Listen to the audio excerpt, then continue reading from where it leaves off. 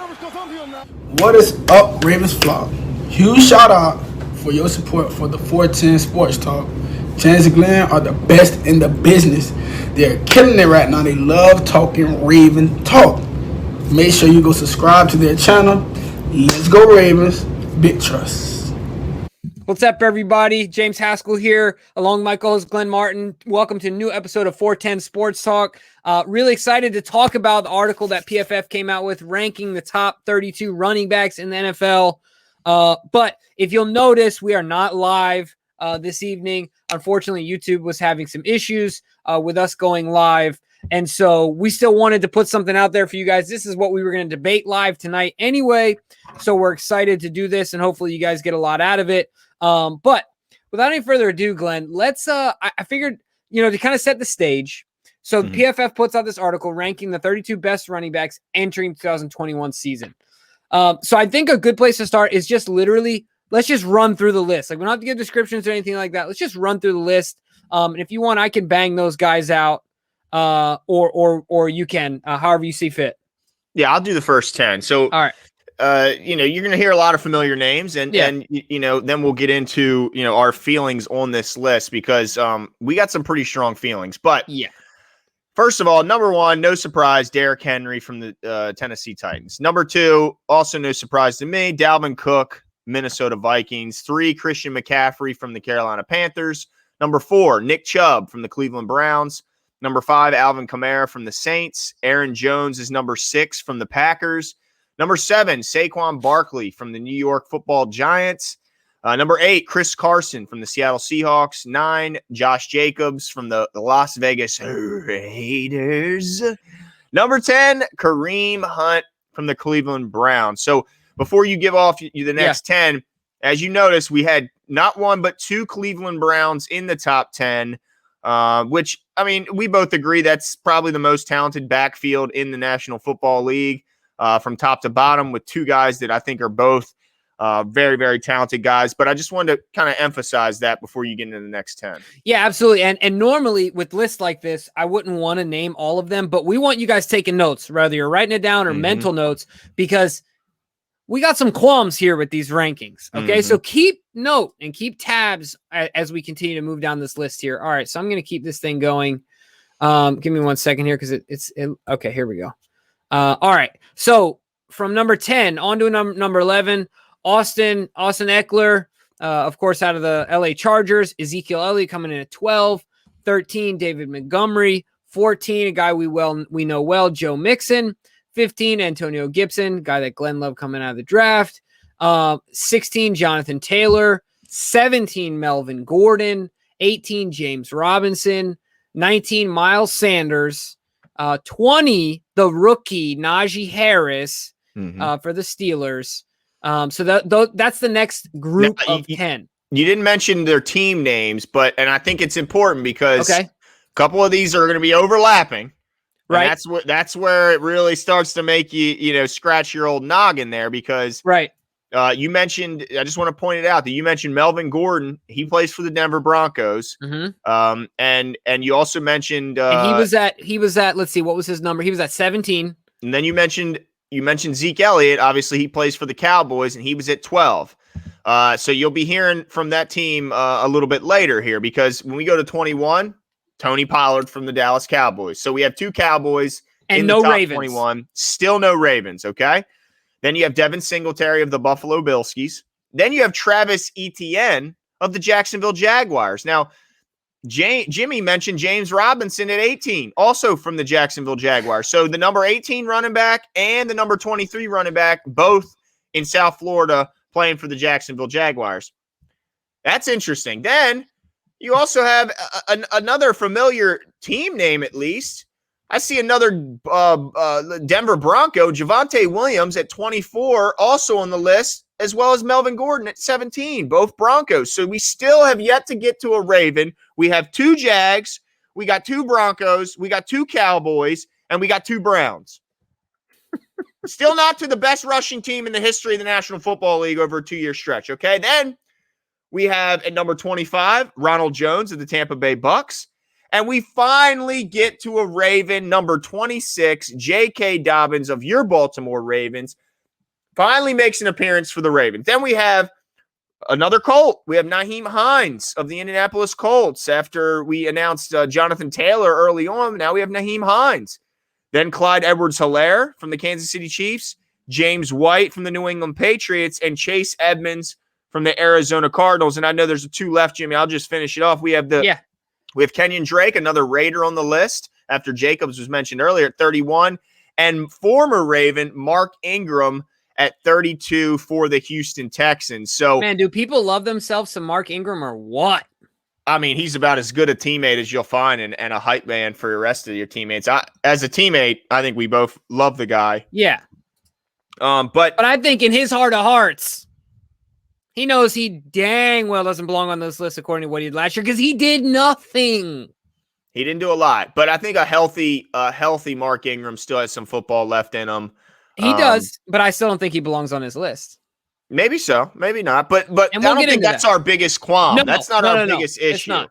Number one, it's that JK is 26th on the list. And, according to their justification, let's see what it says here. It says it's tough to separate the performance of the running back from the boost that he gets playing with, Lamar Jackson, distorting their opportunities. But JK was extremely impressive in limited carries. 22 of his 153 carries went for 10 yards plus. So even with that said, Glenn, I think you named 2 rookies. Rookies haven't played a single snap in the NFL out of J.K. Dobbins. And if I'm not mistaken, didn't J.K. Dobbins lead the league in yards per carry for running backs last year by the end of the season? Yes. What's your take on him being 26th? Where do you, in objectively as possible, and this is only J.K. We haven't even gotten to my boy yet, Gus Edwards. But where do you objectively as possible and logically as possible see JK at a ranking in your eyes, right? Like, yeah. I mean, look, so for me, I'm not gonna even, argue that he's a top 5 guy because those guys are bell cows. They get a ton of looks, ton of carries. And so I'm not gonna have any problems with you tell me it's Derrick Henry, then Dalvin Cook, then Christian McCaffrey, Nick Chubb, and Alvin Kamara. I'm not gonna be ridiculous homer and say that he's gonna outrush those guys. I mean, that's fine. But I mean, if you're going to tell me he can't outperform a Travis Etienne when he's sharing carries with James Robinson, who, by the way, was a standout as an undrafted guy and went off as a rookie. Mm-hmm. And then he's also sharing the back. They're both sharing the backfield with Carlos Hyde, who's not going to. It's not like they're just going to sit him at the end of the bench and wait for an injury before he gets any carries. This guy's shown he can be a bell cow if asked to be. So I don't think there's any chance he's not getting at least a handful of carries a game.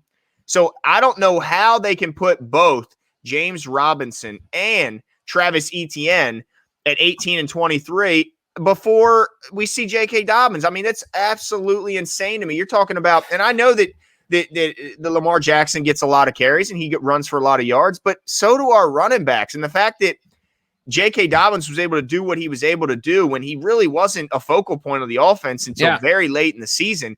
Everyone and their brother knows he's going to be the number one and Gus Edwards will be like the 1A. I mean, there's no reason to think that he can't get to 1,000 yards, especially when you consider and look at what Mark Ingram did his first year in 2019, where he went over 1,000.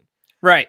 So it's I understand. I feel like PFF is copping out here, because they're saying it's hard to analyze, it's hard to separate the effect of Lamar Jackson. Okay, but that's your job. I understand it's hard. It's what you do. So to me, like, take these guys, be as singular as possible as you can in your approach to what they can contribute to any team in any offense, like a team built from the ground up. And like, I look at this list and like you said, I mean, I get the top 5, but totally different styles. But if you're asking me right now on paper, who's going to be better next year? Look, I might be a homer and I know he's good, but Chris Carson is number 8. Yeah. After he gets hurt every year. Joe Mixon is number 14. He averaged 3.9 carries. 3.9 yards per carry. I'm sorry. I'm not taking Joe Mixon over J.K. Dobbins if I'm starting team from the ground up. I'm not doing it. I'm a huge Ravens fan. I'm trying not to be a homer in this scenario, but he's ranked 14. So like, with me being realistic, I think that, and it's funny because some of the later ones I could argue more for take. Like I really like Jonathan Taylor. It would be hard for me to take JK over Taylor or even an Antonio Gibson or something like that. But there's certain names up here on the list that, I'd be hard pressed to take Melvin Gordon over JK Dobbins at 17. So I mean, I think you mentioned, Chris Carson had 680 rushing yards last year, averaged 4.8 a carry. I mean, Dobbins had 805 and 6 a carry, first in the league. Chris Carson had 5 touchdowns. Yeah. JK had 9. Right. And this is in a role where I think we both and everyone will agree his role is going to expand this year. Do you have Carson's carries? Did you already mention that? Yeah, I have. He had 141 carries. So he had, 7 more carries and had exactly. 125 less yards and 4 less touchdowns. I mean, what are they seeing here? I don't see it. And there's more on that list. I mean, you mentioned Antonio Gibson. I'm an Antonio Gibson fan, right? I mean, I'm a fan. Yeah. But Antonio Gibson had 40 more carries than Dobbins and had 10 less yards. Right. I think that the reason they have him there is probably and not that Dobbins can't do it, but he does some damage in the passing game and stuff like that. But certainly McKissick is their main third down back. He's their guy, right? No, you're absolutely right. So and McKissick isn't even on this list. No, he's not. And let me tell you what, McKissick took me to the championship of our fantasy league because that pickup. I mean, that I rode him all the way to the championship. But the other thing I want to say too is Pollard, Jimbo. Yeah, come on. That's the thing is that they're saying it's hard to separate Lamar from J.K. Dobbins, but just fine. But watch J.K. in the open. Watch what he does when he has the ball in his hands. He breaks tackles. He can run through the middle. His balance is incredible. His burst is ridiculous. Yes. I mean, what is there not to like to rank this guy 26th? I don't understand it. Tony Pollard, Jimmy, had 430 yards rushing and 4 touchdowns last year. They got him higher on the list. Yeah, that's insane. So let me ask you this. If you're starting a team and you had to take, the highest ranked it would be Chris Carson. Are you taking Chris Carson over J.K. Dobbins if you're starting a football team? From scratch? No. Right? No. So and then we kind of already did this exercise, but is there anyone else other than the guys we mentioned? Is anyone I'm missing that you're really perplexed as to why they're either 1 ranked so high or 2 ranked over JK? Is there anyone that I'm missing here? Well, I mean, I get that Miles Sanders has he's a nice player. He's a pretty good player. I'm not saying he's a trash player or anything, but I mean, he had a lot more carries. He had 30 more carries than JK, 60 more yards. But if we gave 30 more carries, that's 180 more yards. Right. To go by based on his average. Right. And by the way, he had 3 less touchdowns. So I just don't understand how you can put him above there. I mean, Melvin Gordon, he had 986 yards on 215 carries. Yeah. So you're talking about over 110 more carries than him. So I just feel like they're missing the boat here because he's going to have more carries than he had last year. There's just no doubt based on where he's going to come into the season as the lead back, whereas he came in as the third back last year and eventually fought his way, I think, to eventually, the guy who was leading us in carries. But yeah, this was super frustrating to me. The other thing too, we kind of touched on this, but I want to reiterate it. There are 2 rookies, not 1, 2 rookies ranked ahead of the league's leading running back in yards per carry last year. 1 touchdown away from double-digit touchdowns in the NFL, not in the NCAA. Yep. Right? So the big boy league. Yep. Stephen A talks about this. People need to be drug tested when they make lists, but how does someone make this list and keep their credibility? You know what I mean? I don't know how you put any rookies on this list. No. I don't understand it. I mean, I don't. How can you? And if you're going to put a rookie up there, that's fine. But I'm not that upset about you putting Najee Harris up there. Okay. I'm not that upset because we all know that Najee is the lead man when he steps into the room. He's going to get the bulk of their carries. Right. But if you're putting ETN and you're putting what's his name? 18. James Robinson. How can you put both those guys in? I don't understand that. I mean, you got a rookie and you got a second-year player who was went over 1,000 yards for them. That's the part that's bugging me. If you can't have Tony Pollard at 21, Jimbo. Yeah. You cannot have Tony Pollard at 21 over J.K. Dobbins in the over greatest. One game. Yeah. He had that one breakout game. That's it. But I think, the season starts, unless there's an injury.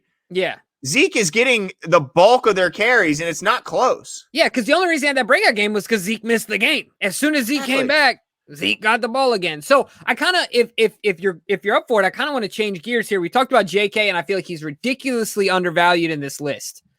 I think that, like, wherever Joe Mixon is, he absolutely deserves every single opportunity to be at the same place in this list. So if Joe Mixon's 14, I don't care about who's before, who's after. If Joe Mixon is in the conversation 14, absolutely J.K. Dobbins, deservedly so, belongs in that conversation. End of story. You can slice it however you want. Take the stats. Go ahead. Take the tape. Go ahead. Like, take the health, all of it. J.K. deserves to be there. But I want to talk about another guy, my boy, Gus Edwards.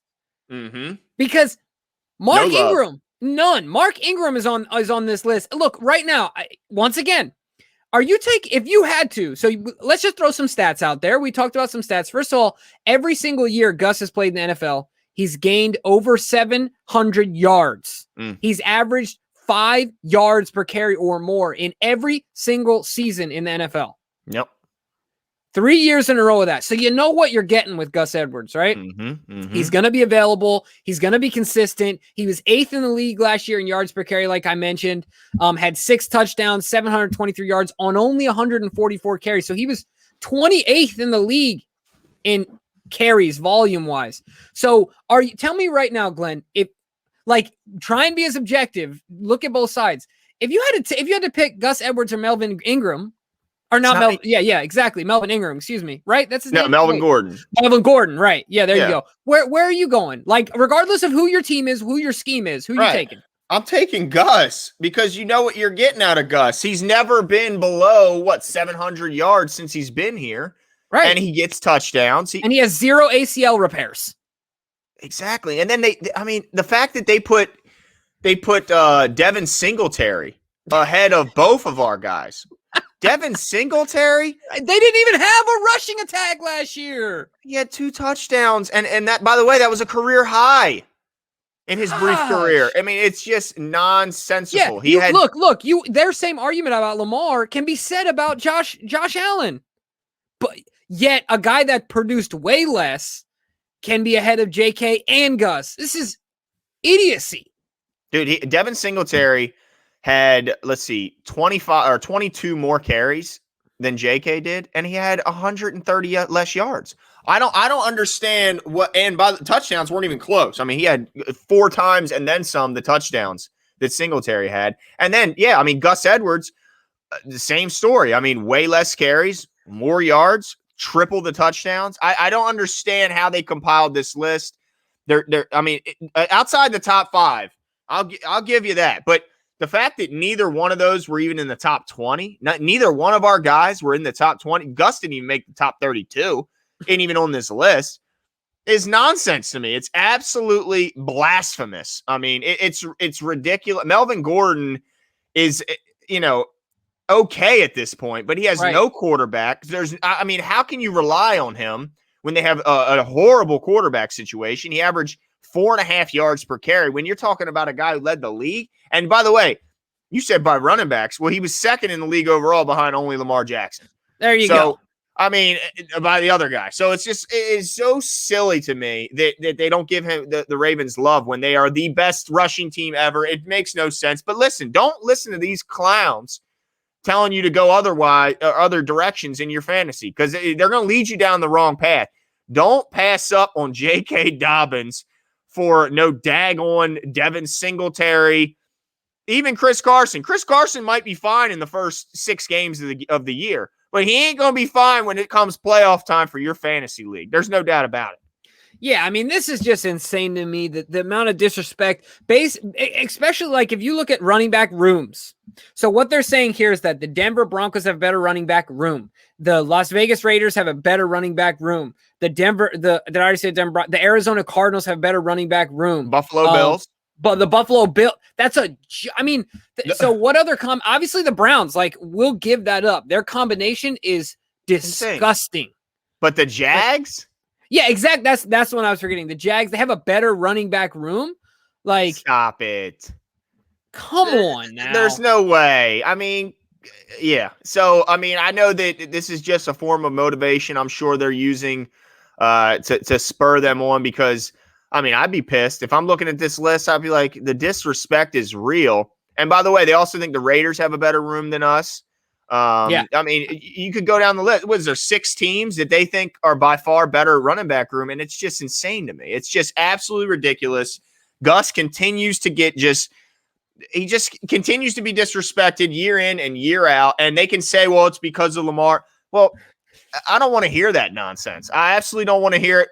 Just at the end of the day, who's going to have more yards, more touchdowns, more yards per carry? I mean, more broken tackles, you name it. The Ravens are going to have it. And so it's BS that they're not getting any love. Yeah, slice it up any way you want.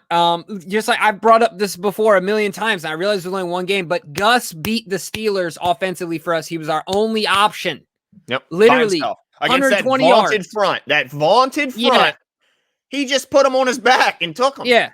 Yeah, 120 yards. I think 2 touchdowns in that game. I think, but at least 1. I mean, he sealed that game when they still had a chance to make the playoffs. Everyone says, well, they weren't playing for anything.